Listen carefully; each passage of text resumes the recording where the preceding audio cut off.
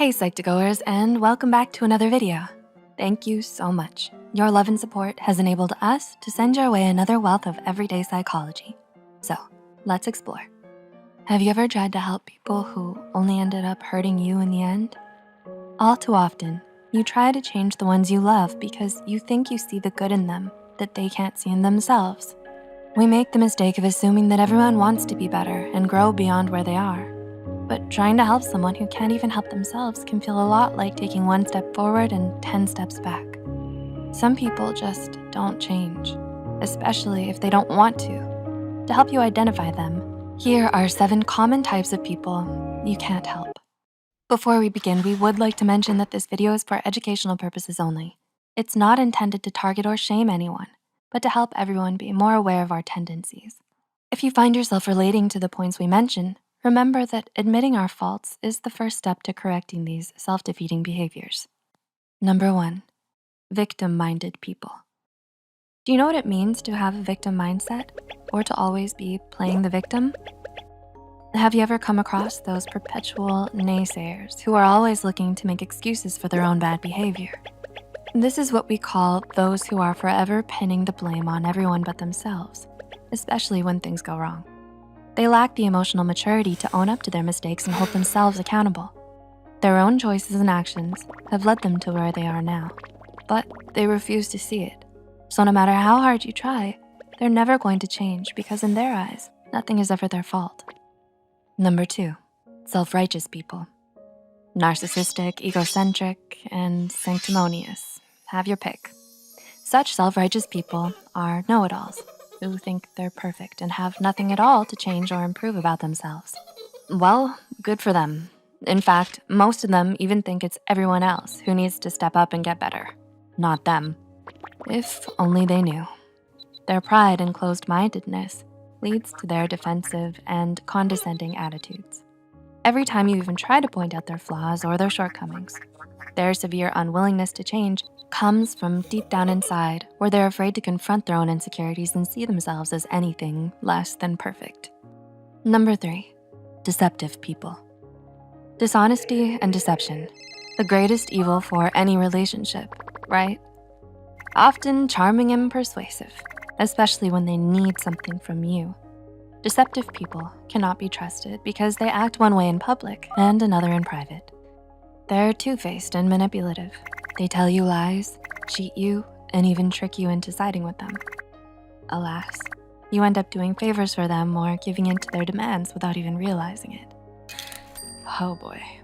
So next time your gut tells you someone asking for help can't be trusted, it's important to be sure of their intentions before you lend them a hand.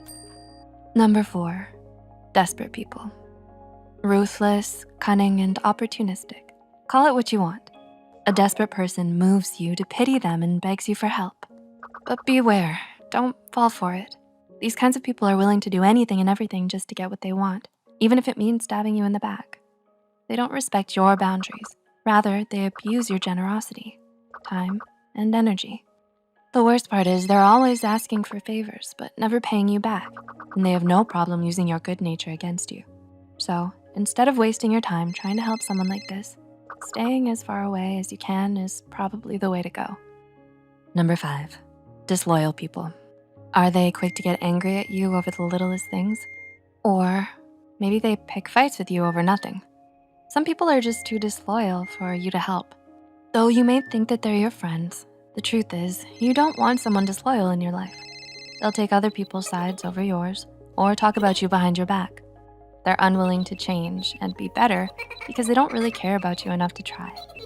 They're more likely to lose interest in you and move on to something else rather than own up to their faults and learn from them. Number 6, doubtful people. You might as well try moving a wall because it's that useless trying to help such people. Difficult to understand and accommodate, they're skeptical of everyone and everything good that comes their way. They're distrustful, pessimistic, harsh, and judgmental. And they never go along with any of your positivity, gratitude, or optimism because they'd rather sulk and criticize everything. And the worst part is, it probably won't be long before you start acting the same way too, Because if you get too close to people like this, they could end up getting in your head and filling you with doubt as well. Number 7, quitters.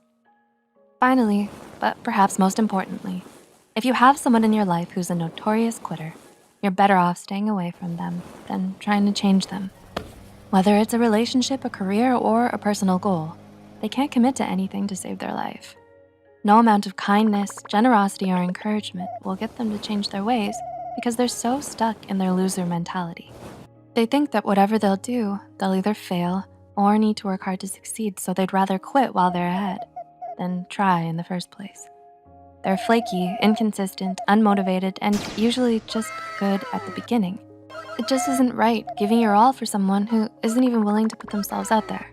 So if they themselves aren't willing to change their ways and be better, then holding on to them will only leave you hurt, frustrated, and emotionally drained. And life is too precious to waste in the wrong company.